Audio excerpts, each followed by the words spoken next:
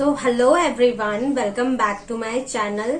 तो फ्रेंड्स, जैसे कि आप लोगों ने आज बीपीएससी के चेयरमैन हैं उनका प्रेस कॉन्फ्रेंस देखा होगा। मैंने भी अपने चैनल पे डाला हुआ है, आप वहां पे जाके देख लीजिए। उन्होंने एक चीज बताई है कि आप लोगों का जो एग्जाम की डेट है वो उन्होंने डिक्लेयर कर दी है कि आपकी 7 मार्च से 17 मार्च तक होगी। और जो आपका एग्जाम फॉर्म है वो लगभग फरवरी में 10 तारीख से लेके शुरू हो जाएगा। 23-26 तक फॉर्म भराए जाएंगे। और इसमें यह है कि अपीयरिंग वालों को मौका मिलेगा कि नहीं मिलेगा। तो इस पर उन्होंने ये कहा है कि जब तक उनके फॉर्म भराए जाते हैं तब तक अगर जितने भी जैसे सीटेट है या एस्टेट का तो एग्जाम होने से रहा क्योंकि वो मार्च में ही होगा, तो वो अपीयरिंग वाले नहीं बैठ सकते इसमें। लेकिन अगर जितने भी सीटेट है अगर उसका रिजल्ट एग्जाम फॉर्म के क्लोज डेट से पहले आ जाता है तो वो अपीयर कर सकते हैं। और अगर नहीं आ पाता है तो वो भी फिर अपीयरिंग में ही चले जाएंगे। और इन दोनों ही एग्जाम वाले को जो TRE 4 है यानी अगस्त में जो एग्जाम होने वाला है उसमें मौका मिलेगा। ये साफ साफ उन्होंने बात कही है। दूसरी बात है जो आप लोगों का सप्लीमेंट्री रिजल्ट है, तो इन्होंने ये भी कहा कि जो ये TRE 3 हो रहा है ये एक तरह से सप्लीमेंट्री रिजल्ट के एवज में ही किया जा रहा है। लेकिन बच्चों की तो मांग ये है कि हम एग्जाम दे चुके हैं और हमारा 1-2 नंबर से रुका हुआ है, फिर से हम उतनी मेहनत करके वापस से कम या ज्यादा नंबर हो सकते हैं, तो उतना कोई भी रिस्क लेना नहीं चाहेगा। तो इस पर उन्होंने सभी चाहते हैं कि सप्लीमेंट्री ही रिजल्ट जारी किया जाए। और इन्होंने साफ शब्दों में कह दिया है कि सप्लीमेंट्री रिजल्ट हम नहीं देंगे। और अगर आप मानना चाहे तो इसे ही सप्लीमेंट्री रिजल्ट के तौर पे एग्जाम माने। और साथ में इन्होंने ये भी कहा है कि अब कोई भी सप्लीमेंट्री रिजल्ट नहीं दिया जाएगा, यानी कि इसके बाद जितने भी एग्जाम्स होते हैं सप्लीमेंट्री रिजल्ट नहीं दिया जाएगा, चाहे वो TRE 3 हो TRE 4 हो। इसके साथ ही साथ में एक और चीज है कि जो अटेम्प्ट्स की बात की जा रही है कि कितने अटेम्प्ट्स काउंट होंगे, तो इन्होंने ये कहा कि ये उनकी मतलब कुछ जो भी बातें होती है निजी, ये डिस्क्लोज नहीं कर सकते हैं वो। तो इस वजह से जैसे होता है बड़े अधिकारी और जो अपर लेवल के हो सकते हैं वही इसे बता सकते हैं, बाकी वो नहीं बता सकते हैं कि ये जो अटेम्प्ट्स है वो कितने काउंट होंगे। फिलहाल में यही मान के चलिए कि 3 ही अटेम्प्ट्स काउंट होंगे। और साथ में जो भर्ती है उन्होंने ये भी कहा कि भर्ती जैसे कि मैंने आपको बताया था 71,000 के ऊपर ही आने वाली है। 1 लाख के अंडर तक आ सकती है TRE 3 में, और TRE 4 में तो 1 लाख आएगी ही, जो कि के पाठक सर ने ऑलरेडी बताया हुआ है। तो अब ये है कि अभी तक तो हम मान के चल रहे थे कि मार्च में लास्ट तक हो सकता है एग्जाम, लेकिन मार्च के तो फर्स्ट वीक के बाद ही ये लोग एग्जाम ले रहे हैं। ऐसा तो पता नहीं दूसरे स्टेट्स या किसी भी एग्जाम में हमने नहीं देखा है कि जैसे फॉर्म के 10 दिन के बाद ही एग्जाम ले लिया जाए। लगभग 1 महीना या 1.5 महीने का वक्त तो देता ही है। लेकिन एक बिहारी है, BPSC ही ऐसा एग्जाम करवा रहा है जिसमें बिल्कुल टाइम नहीं दे रहा है। 10 दिन के अंदर कोई भी एग्जाम ले रहा है, चाहे वो एस्टेट हुआ था वो या फिर अभी का एग्जाम हो। तो अब मान के चलिए कि आज 7 तारीख है। 7 तारीख से आप लोगों का 7 फरवरी से 7 मार्च इतना ही टाइम है। तो 1 महीने ही अब आपके पास सीधे से है। 1 महीने में आपको आपकी सिर्फ तैयारी ही नहीं करनी है, बल्कि आपको रिवाइज भी करना होगा। बिना रिवीजन के अगर आप एग्जाम देने जाते हैं तो कोई भी चीज माइंड में रहती नहीं है। ये मेरे साथ ऑलरेडी हो चुका है। तो इस वजह से आप जो भी, ऐसा तो है नहीं कि आपने TRE 1 और 2 में कुछ भी नहीं पढ़ा है, जो भी पढ़ा है उसे रिवाइज जरूर कीजिए। बल्कि इस 1 महीने में अपना स्लॉट ऐसा बनाइए, अपनी ऐसे प्रिपरेशन कीजिए कि आपका एक बार तो पढ़ के भी हो जाए, साथ ही साथ में आपका रिवाइज भी हो जाए। तो मैं अपनी सारी डिटेल्स, सारी अपने जो भी मैं प्रिपरेशन जिस तरह से भी कर रही हूँ और जैसे कर रही हूँ वो मैं आपको शेयर तो कर ही रही हूँ। साथ में मैं आपको एक चीज और बोलूंगी कि फ्रेंड्स अभी से ही प्रैक्टिस सेट्स लगाना शुरू कर दीजिए।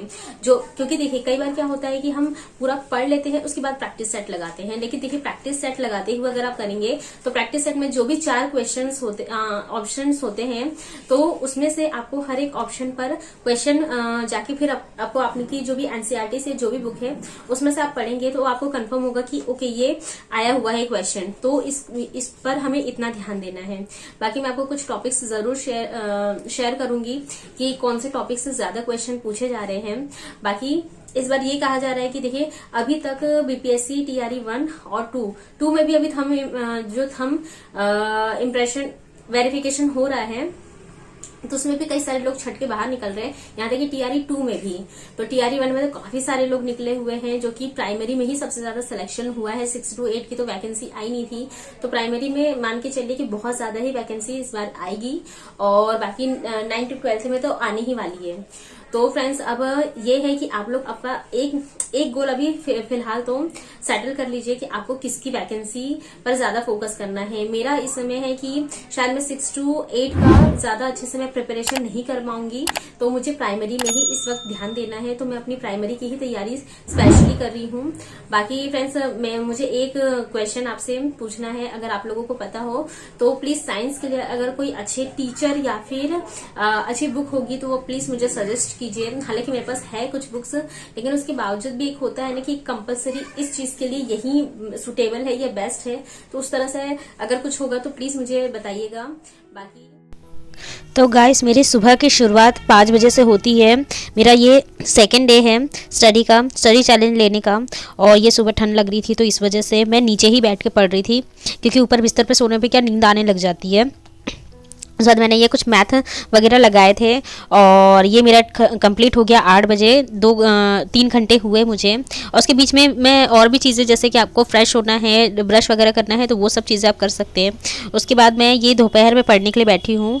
दोपहर में मैं जियोग्राफी पार्ट और उसके साथ ही साथ में कुछ साइंस का पार्ट मैंने पढ़ा था और पॉलिटी, ये 3 चीज़ें मैं दोपहर में करती हूँ ताकि मैं उस टाइम को अच्छे से यूटिलाइज़ कर सकूँ।